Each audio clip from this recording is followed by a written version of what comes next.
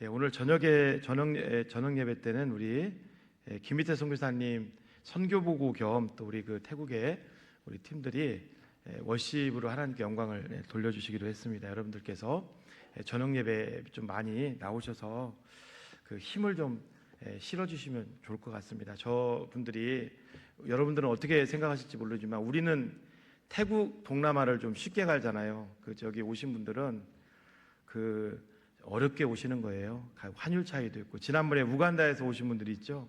그분들은 거의 한국의 비행기 값 마련을 몇 년을 거의 모아야 됩니다. 그러니까 우리 오늘 좀 바쁘시더라도 저녁에 오셔서 여러분들이 좀 같이 동참하시고 힘을 실어주시면 우리 선교사님 사역하는데 아마 큰 힘을 얻고 돌아가실 것 같아요. 저는 뒤에 앉아 있으면서 어떤 생각을 했냐면, 처음에 우리 선교사님하고 자녀들 둘이, 초등학생들 둘이 태국에 갔는데 말도 안 통하는 나라에서 이렇게 선교를 해서 오늘 여기 계신 분들 여기 서 계신 걸 보면서 참 나중에 여러분 천국에 갔을 때 어떤 일이 벌어질까요? 어제도 저희 아내하고 얘기했습니다만 저는 여기서 이렇게 설교하면서 받을 영광 다 받는 거고요. 우리 선교사님하고 이게 저 아내하고는 이 상급이라든가 이런 걸 비교할 수가 없어요. 여러분들도 마찬가지입니다. 평신도로 지금 헌신하는 분들이 많이 계시잖아요. 그러면 계시록에 보면은 천국에 갈 때 목사라고 해서 이렇게 가고 그런 건 없습니다. 다 성도로 가는 거고, 하나님께서 맡겨주신 그 일에 우리가 어떠한 삶을 살았느냐, 그거에 하나님 다 보시지 않겠습니까? 오늘 저는 특별히 2차 전도 작정일입니다. 그거에 맞춰서 왜 이 복음 전도가 중요한가에 대해서 같이 좀 은혜를 나누길 원합니다. 이 마태복음 10장을 보면은요, 예수님이 이제 제자들을 부르시고 마태복음뿐만 아니라 제가 마가복음도 이렇게 쭉 봤습니다. 제자들을 부르시고 제자 훈련을 시킬 때 예수님이 그 제자들에게 어떤 명령을 주셨을까? 병 고치는 명령일 수도 있고요. 여러 가지 있죠. 말씀을 가르치라는 명령도 있을 수 있고요. 그런데 핵심은 결국은 복음 전도더라고요. 복음 전도. 그리고 마지막 부활하신 예수님이 오늘 우리에게 어떤 명령을 주시고 이 땅을 떠나셨을까? 그것도 당연히 복음을 전파라는 명령입니다. 제가 작년에 태국 어디죠? 장례교회를 갔었어요. 저 김천에 아주 오지더라고요. 담임 목사님 보니까 사모님도 좀 몸이 안 좋으시고, 그런데도 짬내 가지고 낙도 선교로 다니시고 참 열심히 하는 모습을 보면서 어제 제가 아내하고 이제 어디 좀 얘기하면서 결혼식장 갔다 오면서 그런 얘기를 했어요. 어떤 얘기냐면, 나중에 말이야 천국에 갔을 때 정수태 목사님하고, 이거 제 속에 있는 고백입니다. 당신이 서운할지 모르지만 정수태 목사님하고 우리하고는 상급을 받는다면 비교를 할 수가 없을 거다. 제가 요즘 지난번에 천국에 대한 걸 보고 성경을 다시 좀 사복음서를 조명해보고 하면서 느낀 게 있습니다. 우리가 볼 때 보여지는 것들로 인해서 우리가 상급을 많이 받을 것 같지만 천만의 말씀입니다. 여러분들이 딱 봐도 알잖아요. 한국의 이찬수 목사님 지금 많이 설교도 하시고 많이 유명합니다.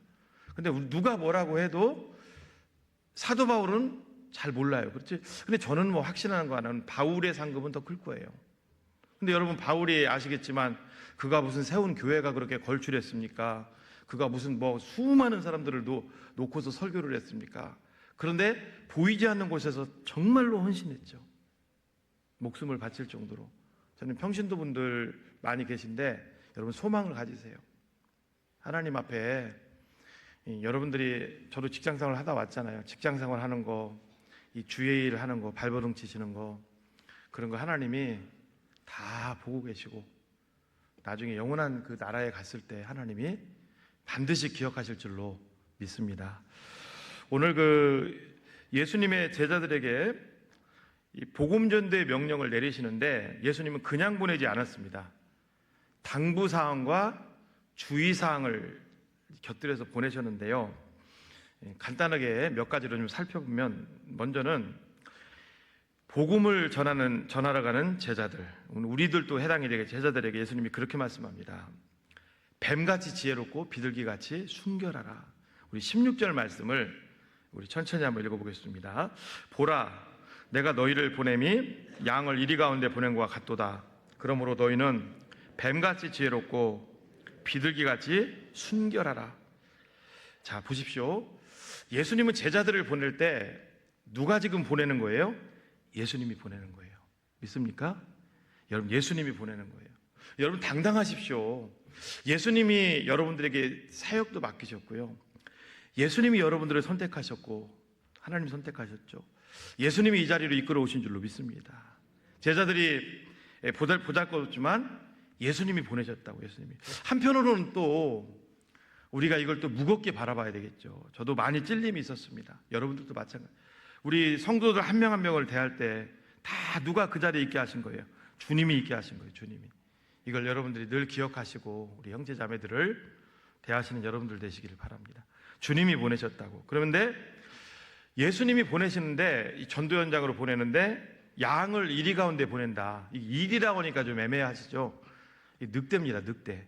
여러분, 양과 늑대 사이는 뭐예요? 먹이와 천적입니다. 그렇죠?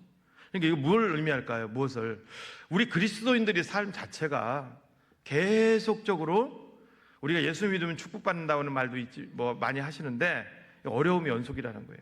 곳곳에서 우리를 노리는 그런 세력들이 많이 있다는 거예요. 그럼 어떻게 우리가 이 땅에서 우리가 주님의 이 사명자로 살아가야 되는가? 예수님은 뱀같이 지혜롭고 비둘기같이 순결하라 그러셨습니다. 이때 당시 2000년 전에 이 뱀은요, 뱀이 의미하는 건 그렇답니다. 이 고대 근동에서 뱀이 의미하는 것은 신중함이래요. 신중함.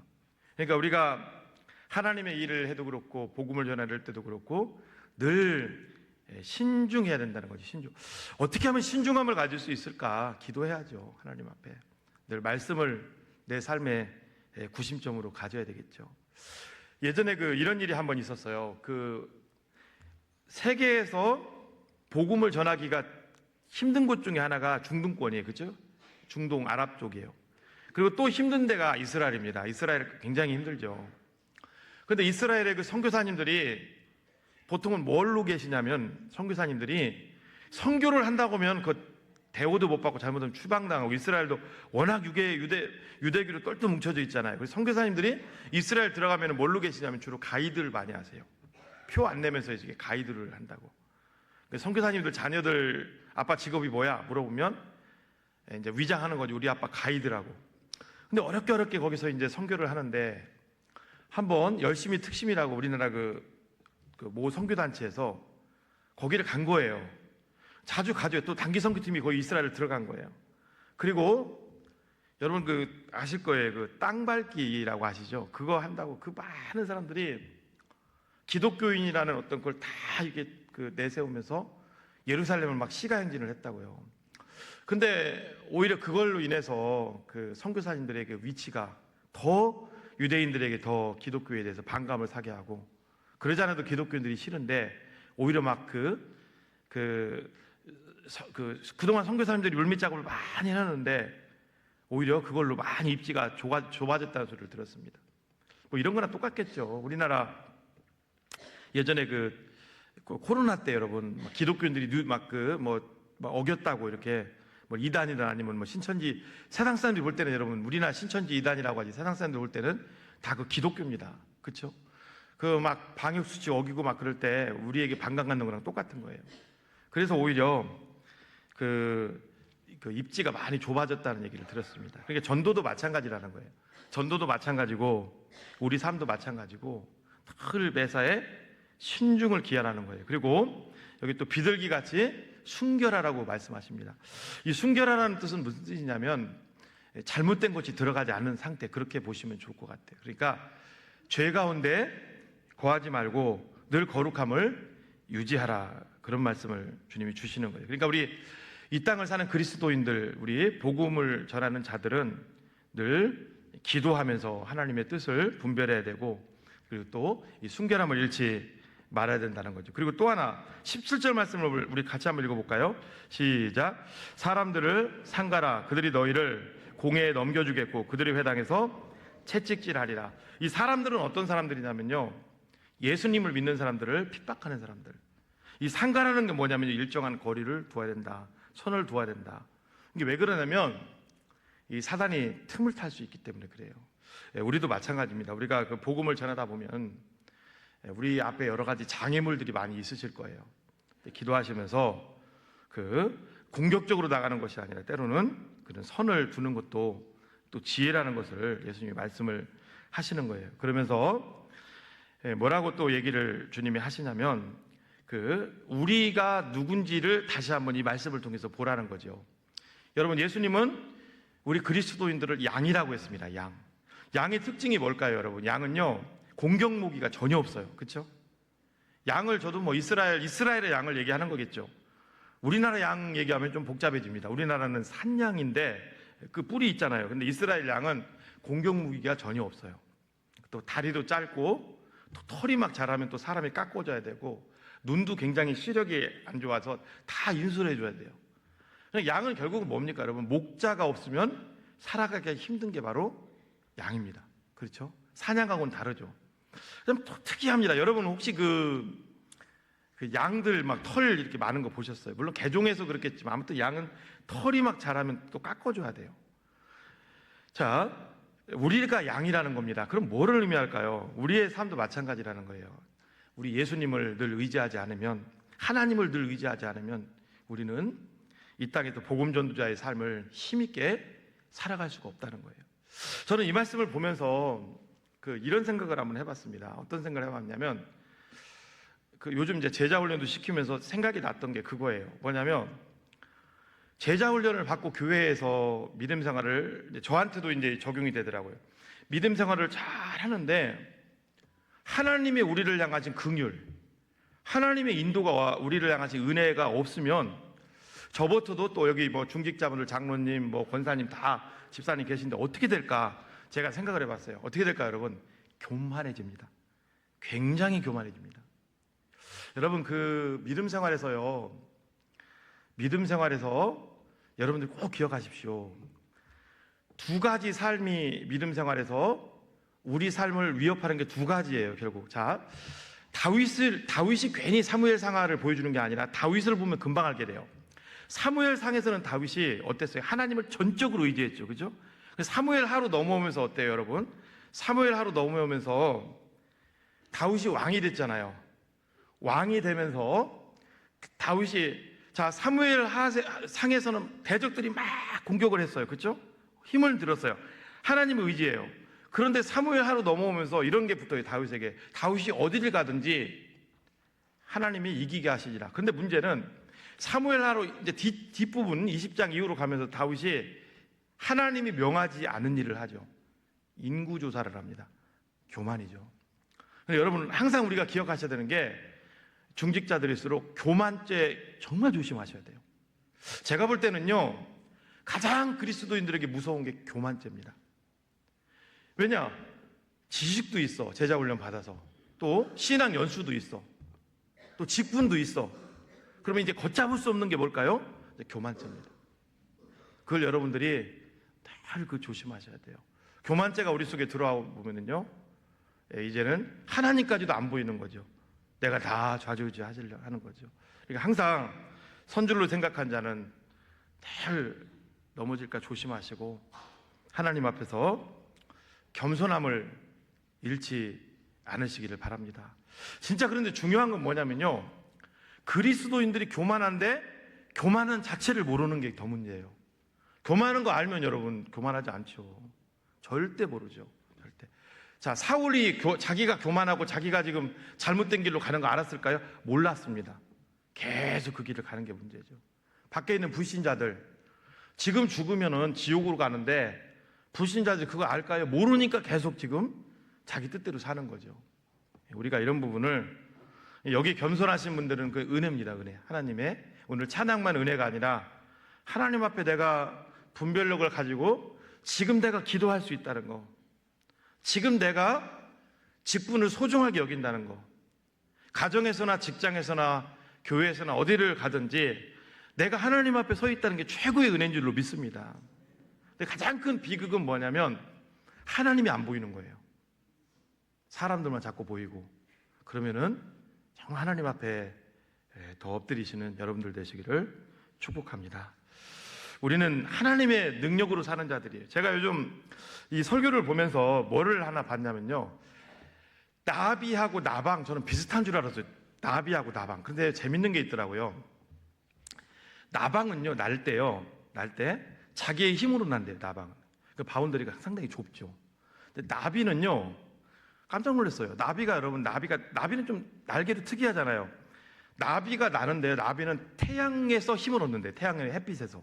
깜짝 놀랐습니다. 남미의 멕시코에 있는 예를 들면 제왕나비 같은 경우는요, 철새랑 똑같아요. 멕시코에서 출발해서 캐나다까지 갑니다. 5,000km 이상. 심지어 16,000km까지 날아가요. 엄청나죠? 거기 가서 꿀 빨러 가는 거예요. 그리고 캐나다가 겨울 오면 또 내려오는 거예요. 이건 철새만 하는 줄 알았더니 나비가 그렇게 하더라고요. 이게 왜 그런가? 그 이유는요, 나비의 날개에 있답니다. 나비의 날개가, 우리 사진 있나요? 사진 한번 보여줄까요? 나비의 날개가 아주 특별한 어떤 구조로 있는데, 거기에 뭐 각도, 파장, 이런 걸 통해서 태양 에너지를 지별한다는 거죠. 저 밑에 있는 게 지별판입니다. 그래서 그걸 에너지원으로 쓰는 거예요. 대단하죠? 그래서 여러분, 태양 전지를 연구하는 사람, 저 태양열 지별판을 연구하는 사람들이 뭘 통해서 특허를 냈냐면 나비 날개를 통해서 특허를 낸 거예요. 여러분 들어가 보세요. 마치 여러분 돌고래 아시죠? 고래를 이용해서 잠수함 만든 거랑 똑같은 거예요. 잠수함 똑같습니다, 고래랑. 저걸 보면서 똑같이 저렇게 낸 거예요. 지별판이 뭐예요? 태양열을 지별해가지고 에너지를 만드는 거잖아요. 하나님이 참 신묘막측 하신 거죠. 제 생각을 해본 거예요. 우리가 나비일까 나방일까, 두말할 것도 없이 우리는 나비죠. 하나님의 능력을 공급받을 때 이 땅에서 힘 있는 삶을 살아가야 될 존재인 줄로 믿습니다. 기도하시고 또 늘 주님께 집중하시는 우리가 돼야 됩니다. 두 번째는요, 우리 복음 전도자는 항상 시험이 온다는 것을 늘 인지하고 늘 방어 모드로 가야 된다는 거예요. 항상 시험이 온다는 것을 늘 인지해야 됩니다. 자, 예수님은 제자들을 보내시면서 이런 얘기를 하십니다. 10장 18절 말씀을 우리 다 같이 읽겠습니다. 시작. 또 너희가 나로 말미암아 총독들과 임금들 앞에 끌려가리니 이는 그들과 이방인들에게 증거가 되게 하려 하십니다. 보십시오. 총독도 아니고 임금들도 아니에요. 이게 말이 안 되는 거예요. 어떻게 총독 임금들의 제자들이 끌려가? 사복음서 이런 일이 일어나지. 앞으로 미래에 될 일들이죠. 이건 두 가지 의미가 있어요. 뭐냐면 제자들의 복음은 미미하게 시작을 했죠. 나중에 사도행전을 보면. 근데요, 미미하게 우리가 마치 전도를 그냥 아무것도 아닌 것처럼 시작하는 것처럼 미미하게 시작했는데 정말로 나중에 사도 바울이라든가 또 예수님의 제자들을 보면은요, 예수님도 마찬가지고 다 총독 앞에 또 왕들 앞에 끌려가는 그런 일들이 일어나는 거예요. 그러니까 이건 뭘까요? 복음을 전하기만 하면은 반드시 복음은 하나님 나라는 복음을 통해서 확장된다는 걸 보여주죠. 여러분, 로마 제국에 비해서 기독교인들이 했던 것은 미미했습니다. 아주 미미했어요. 근데 그 복음이 결국은 어때요, 여러분? 나중에는 로마 제국을 삼킵니다. 이게 있을 수 없는 일이죠. 그러니까 지금은 미미하지만 총독들과 임금들 앞에 끌려갈 정도로 너희들이 전하는 복음은 앞으로 확장될 것을 얘기해 주는 거죠. 반대로 또 총독들과 임금들이 하는 건 핍박을 의미하는 겁니다. 복음을 전할 때는 은혜도 받지만 핍박도 온다는 거예요. 교회도 마찬가지고 개인도 마찬가지고 우리 신앙이 성장하고 성숙하면서 은혜도 있지만 뭣도 온다는 거예요, 여러분? 핍박도 온다는 겁니다. 우리 삶 속에서. 여러분, 한번 성경을 여러분들이 한번 보시기 바랍니다. 사명이 실려 있는 사람과 그렇지 않은 사람이 나와요. 그렇죠? 자, 에서와 야곱, 누구에게 하나님의 사명이 실려 있어요? 당연히 야곱이죠. 야곱의 삶을 보면은요, 우리는 이렇게 얘기합니다. 파란만장하다. 에서의 삶은 별로 나오지 않아요. 그렇죠? 요셉도 마찬가지고 다윗도 마찬가지고 모세도 마찬가지고. 우리가 복음을 전하려고 하면 우리가 복음은 딱 두 가지입니다. 전하는 게 직접 가서 입술로 전도지로 전하는 복음이 있고 우리 삶으로 전하는 복음. 그러니까 어떻게 보면 그리스도인들의 삶을 얘기하는 거죠. 그리스도인들이 이 땅 가운데서 하나님의 일을 하려고 하면 반드시 어려움이 와요. 어려움이 옵니다. 여러분, 느헤미야를 예를 들어볼까요? 느헤미야는요, 아닥사스다 왕의 그 페르시아에서 술관으로 있을 때는 그냥 조용히 있다가 갈 사람이에요. 근데 그가 작은 땅 이스라엘, 예루살렘, 그 경상북도 많은 작은 땅에 가서, 유다에 가서, 예루살렘 뭐 그렇게 크지 않습니다. 52일 되면 그 성벽 축조 활동으로 작은 곳이에요. 거기에서 그 일을 하려고 하니까 어떤 일이 일어났어요? 놀라운 일이 일어났어요. 우리 느헤미야 4장 7절 한번 보세요. 7절 8절을 읽어보겠습니다. 시작.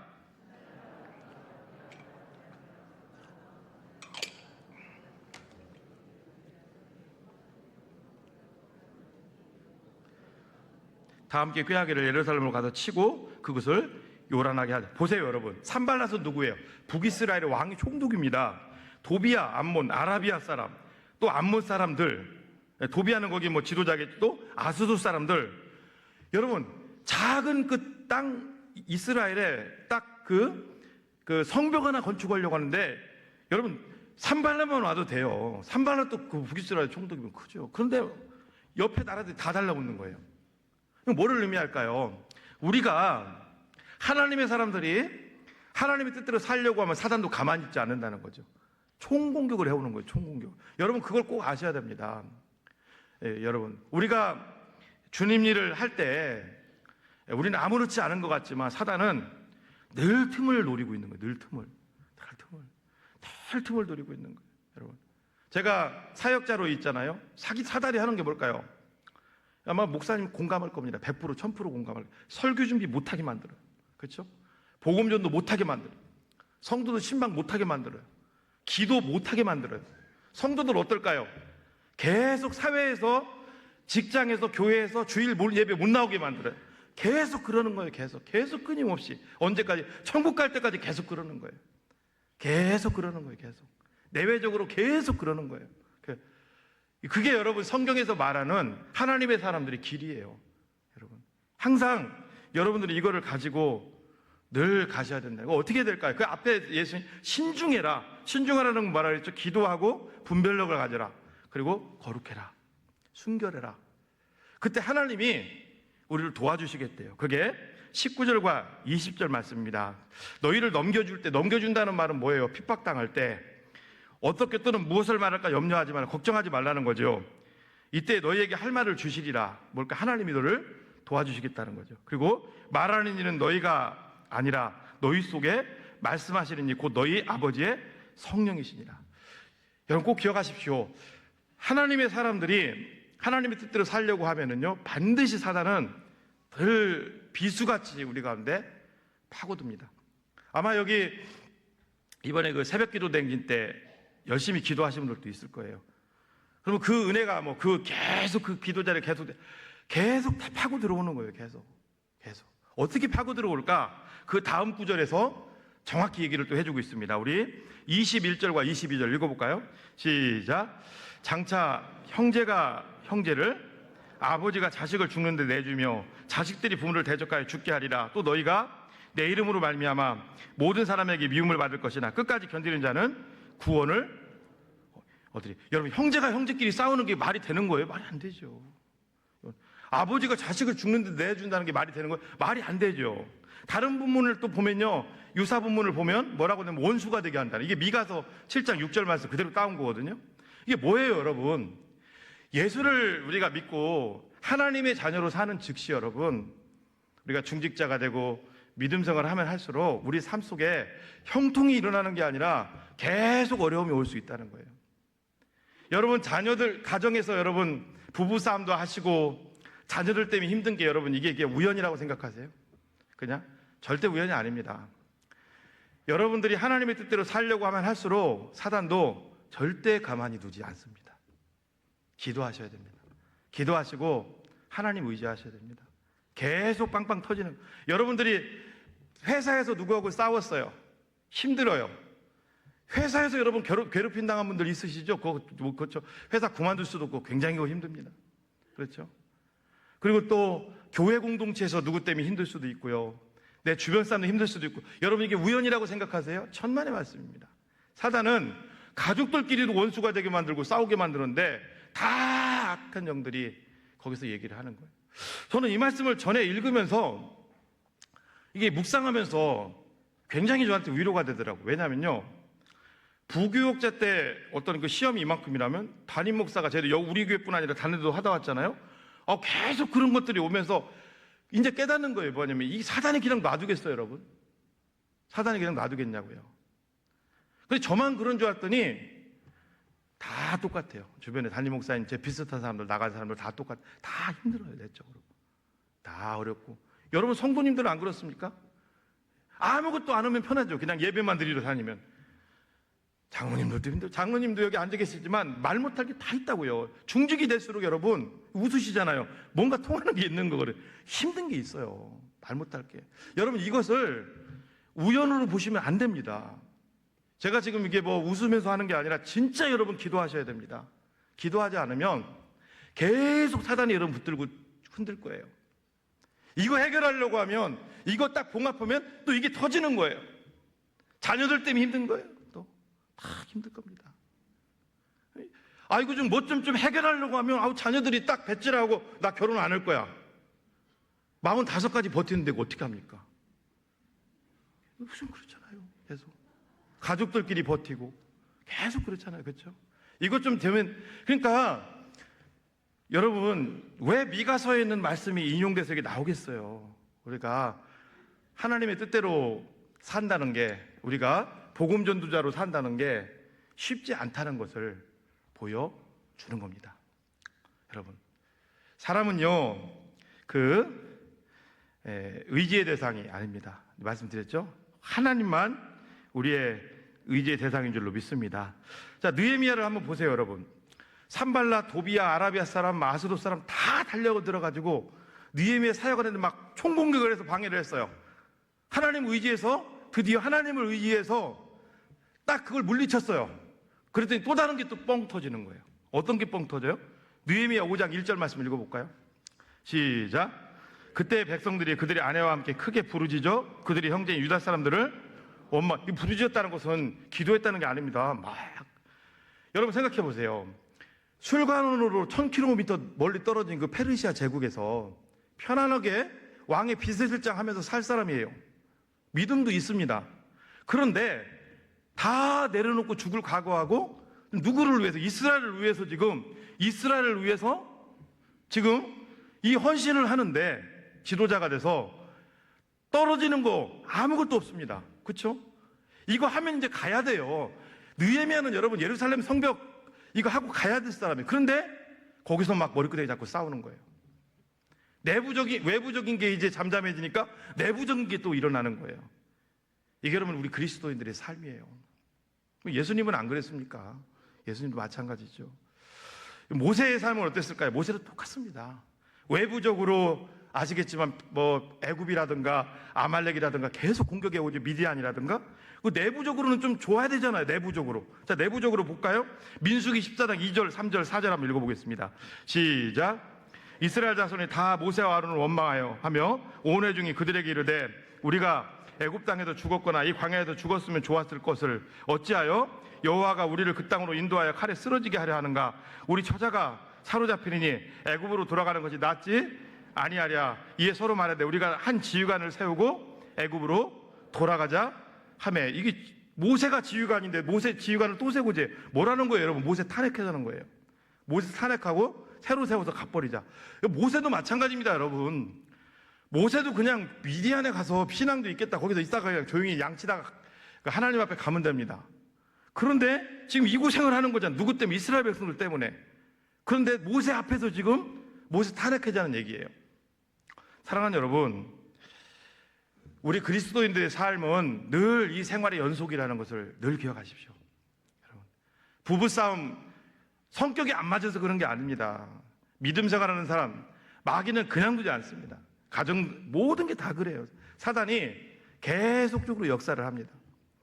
여러분 우리 앞에 오는 모든 병이 다 마귀가 준다고 하면 그 귀신론입니다.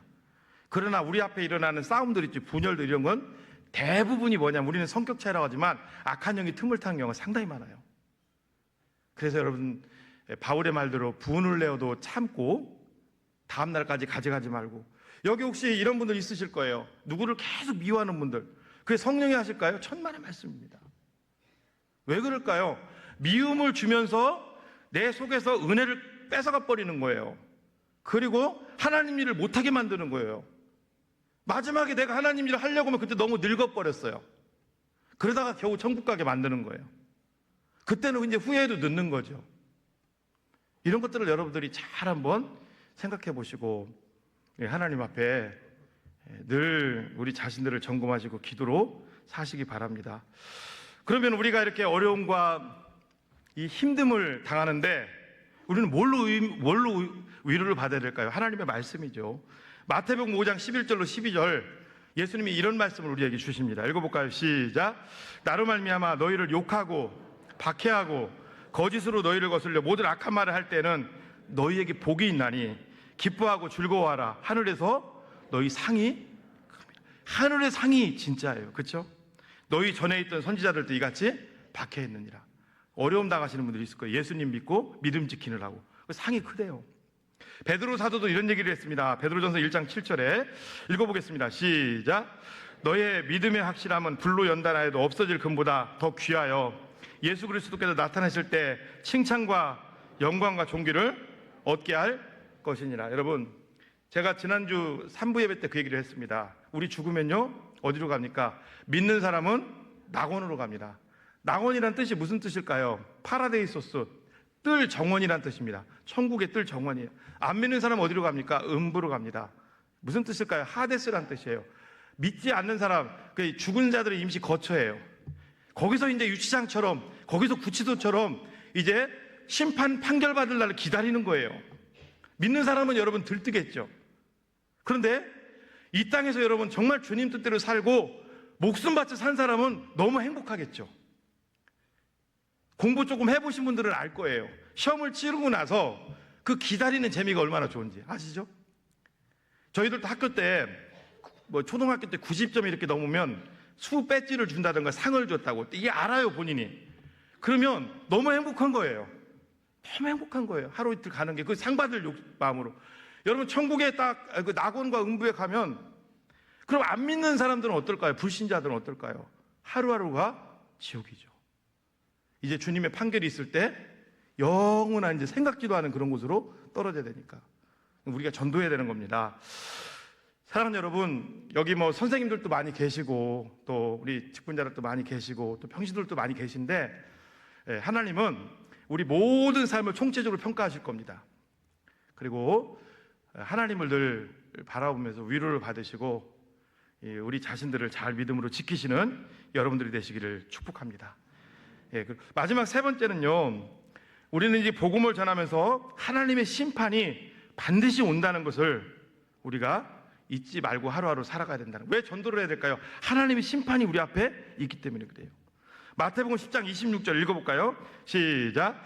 그런즉 그들을 두려워하지 말라. 감추인 것이 드러나지 않을 것이 없고 숨은 것이 알려지지 않을 것이 없느니라. 사단은 광명의 천사로 가장하고 우리한테 옵니다. 우는 사자같이 달려들 수도 있어요. 그러나 결국은 여러분 신자들이 승리하게 돼 있어요. 예수님이 십자가에서 이기셨기 때문에. 믿으십니까? 그리고 여러 가지 우리 상황 속에 어려움들이 있지만 결국은 우리 성도들이 승리하게 될 줄로 믿습니다. 다 나중에 하나님이 교통정리해 주실 거예요. 그러면서 10장 28절에서 이제 우리 믿는 사람들은 뭘들 바라보면서 살아가야 되는가? 우리 읽어볼까요? 시작. 몸은 죽여도 영혼은 능히 죽이지 못하는 자들을 두려워하지 말고 오직 몸과 영혼을 능히 지옥에 멸하실 수 있는 일을 두려워하라. 보십시오. 영혼만 가는 곳이 어디라 그랬어요? 음부 아니면 낙원입니다. 몸과 영혼이 합쳐져서 가는 곳이 어디예요, 여러분? 그렇죠. 우라노스 바실레이아, 천국 아니면 어딜까, 여러분? 게헨나, 지옥입니다. 지옥 가는, 결국은 지옥이 있는 거잖아요. 그렇죠? 예수님의 말씀이잖아요. 여러분, 저는 이 말씀을 보면서 노아의 때를 보게 돼요. 노아의 때 방주를 산에다 지었어요. 긴 시간 동안, 120년 동안. 사람들이 웃었을 거예요. 왜? 그때 당시는 여러분, 하늘에 수막층이 있었기 때문에 그 큰 비가 오지가 않았어요. 이게 지금 뭐 하는 건가? 또 아니면 배를 만들 때 바닷가에 만들든가. 그런데 결국은 하나님의 심판은 왔잖아요. 노아의 홍수는 분명히 우리는 뭐 말씀을 통해 믿는 자들이니까 존재했습니다. 우리도 마찬가지입니다. 사랑하는 여러분, 밖에 나가 보십시오. 지금도 우리나라 5천만 중에 지금 700만 빼고 나머지는 다 불신자들이에요. 나가셔서 그들에게 여러분들이 복음을 전해야 됩니다. 왜 복음을 전해야 될까? 성경에 우리 그 가족들, 친척들을 위해서 기도 많이 하셔야 됩니다. 성경에 지옥이 얼마나 끔찍한지를 기록해 놓고 있기 때문에 그래요. 우리 마가복음 9장 48절로 49절을 보면요, 지옥이 이런 곳이래요. 읽어볼까요? 시작. 거기에서는 구더기도 죽지 않고 불도 꺼지지 아니하느니라. 사람마다 불로써 소금 치듯함을 받으리. 이게 지옥인데요.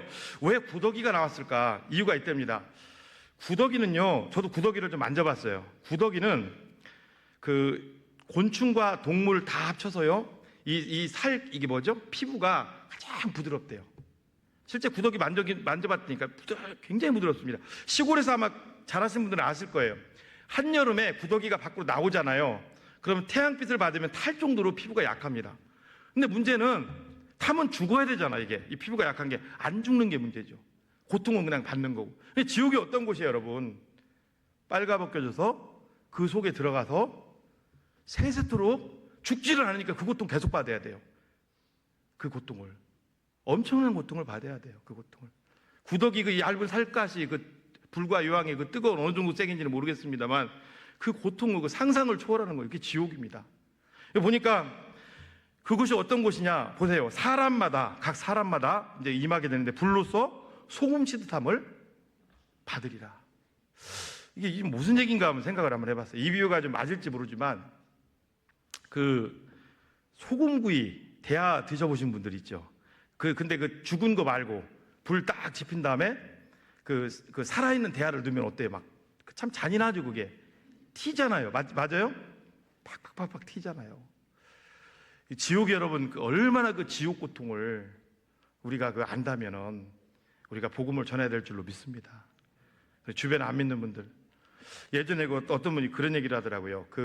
안 믿는 사람들, 여기 믿는 분들은 그런 데 가시면 안 됩니다. 안 믿는 분들이 나이트클럽 가시잖아요. 나이트클럽. 그럼 신나는 음악에 맞춰서 위에 막 사이키가 막 반짝반짝 돌아간다고. 그때 막 뛰잖아요. 그죠? 그게 막 지옥의 불구덩이에서 뛰는 그 연습한다고 하던데, 예, 막 뛰잖아요. 그렇죠? 옛날 강남스타일 막 하면서 막 뛰잖아요. 여러분 참 우리가 웃지만 실제 그런 일들이 지옥에 일어날 수가 있다는 거죠. 왜 뛸까요, 여러분? 뜨거우니까. 죽으면 얼마나 좋아요. 여러분 사람이요, 우리가 십자가의 고통이 우리는 이제 제일 힘들다고 하는데 실제 가장 짧아서 그렇지 가장 사람이 느끼는 그 고통이 죽을 때 사형할 때 느끼는 고통이 뭔지 아세요? 화형이랍니다. 화형. 상상만 해도 왜 그 고통은 말할 수가 없대요. 그 화형 맞아요. 화형. 생각해 보세요. 그 지옥 불구덩이 속에서 죽지도 않으면서 그 고통을 다 당하는 거예요. 여러분, 그 고통, 이건 상상할 수가 없는 거죠. 사랑하는 성도 여러분, 우리는 전도를 해야 됩니다. 우리 주변에 너무 지금 많은 사람들이 이 세상을 떠나고 있어요. 예수 안 믿고.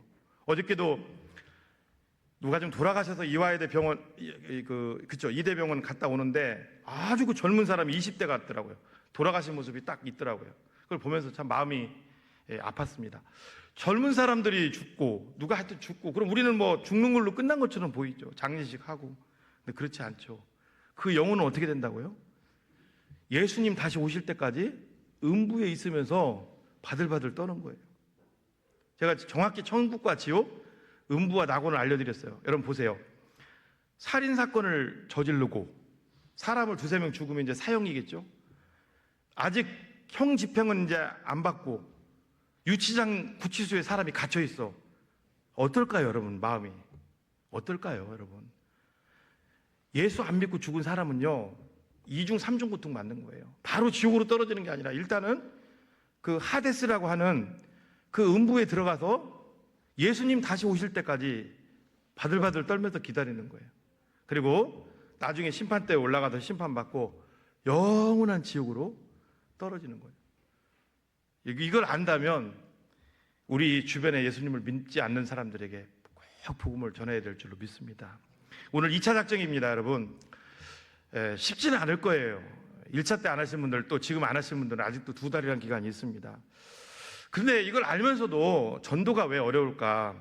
좀 예화를 하나 드릴게요. 네덜란드의 유명한 화가가 렘브란트입니다. 렘브란트인데요. 렘브란트가 아주 젊었을 때 아내를 떠나보내요. 깊은 시리에 빠져 있다가 극적으로 예수님을 믿게 돼요. 그리고 큰 이제 위로를 받고 소망을 얻고, 이 사람이 다시 재기를 해서 아주 세계적인 화가가 됐죠. 뭐 엠마오로 가는 두 제자, 이거 명작이죠. 너무나 많은 작품들을 렘브란트가 남겼어요. 또 밝아요. 보면은. 자, 한 번은 이제 천재화가니까 주변의 사람들이 와서 어떻게 하면 우리도 선생님처럼 훌륭한 화가가 될 수 있습니까? 물었다고. 렘브란트가 뭐라고 한 줄 아세요? 저는 간단합니다. 다 생각을 하고 엠마오로 가는 제자를 그리는 것이 아니라, 일단은 안 잡힐 때는 항상 그게 시상이 잡히는 게 아니거든요. 그게 시나리오가 안 잡힐 때는 화첩을 갖다 놓고 일단 그린대요. 그리다 보면은 떠오른다는 거죠. 전도도요, 마찬가지입니다. 처음부터 여러분 거창하게 하려고 하면은 쉽지가 않아요. 남의 차 받쳐 있으면 손잡이 거기다가 전도지 하나 딱 꽂아 놓으세요. 그거 꽂아 놓는다고 여러분 돈 들어가는 거 아니잖아요. 와이퍼에다가 꽂아 놓고, 물론 주인이 불신자가 와서 보고 좀 욕은 할 수 있겠지. 어떤 놈이 여기다가 이런 거 꽂아 놨냐고. 그래도 다 욕하겠어요? 낙심한 분들, 심지어 그런 분들 가운데 어떤 분들은 자살하려고 마음먹은 분도 있을 거고, 그걸 보고서 어렸을 때 교회 다녔다면 또 내가 이러면 안 되지, 그런 분들도 있지 않겠습니까? 그리고 진짜 귀한 게 뭘까요, 여러분? 진짜 귀한 거는요, 우리가 뿌리는 이 씨는요, 우리가 뿌리는 이 전도의 씨는, 그 결과는 여러분 우리가 판단할 게 아니라는 거예요. 하나님이 책임지신다는 거 믿으십니까, 여러분? 화가 미켈란젤로가 이 말씀 안 하고 마무리합니다. 미켈란젤로가 유명인이 되기 전이에요. 어느 날 유명한 예술가들이 줄비한 화방 앞을 딱 지나가는데 낡은 큰 버려져 있는 대리석을 발견하게 됩니다. 그러니까 버린 것 같기도 하고 안 버린 것 같기도 하고, 꽤 큰 대리석을. 그래서 두드리고 들어갔어요. 예술가가 안에 있었어요. 주인이 있었겠죠. 혹시 저거 버리는 거냐고. 그랬더니 쳐다보더니 주인이 좀 왜 그러냐고 물어봤겠죠. 이렇게 얘기를 하다가, 사실은 내가 저걸로 무슨 작품을 만들려고 했는데 실패했다고. 그래서 버리자니 아깝고 놔두자니 또 씨앗도 가리도 거지럭거리는데 왜 그러냐고 했더니 미켈란젤로가 저거 저한테 주시면 안 되겠냐, 가져가라고. 그래서 미켈란젤로가 사람들 데리고 와서 그걸 실어 갔어요. 그걸 가지고 당장 뭘 한 건 아닙니다. 나중에 유명인이 되면서 이제 거의 시상이 또 올라서 주워온 대리석을 가지고 뭘 만들기 시작해요. 거기서 놀라운 게 나옵니다. 세계적인 명작이 나와요. 뭘까요, 여러분? 궁금하시잖아요. 한번 보시죠. 바로 다비드상입니다.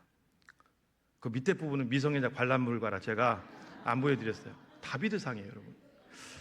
여러분 생각해 보세요. 하나님께로 데리고 오면 하나님이 책임지십니다. 우리 주변에 꼭 불신자들을 주님께로 인도해 오시는 여러분들 되시기를 예수님의 이름으로 축복합니다.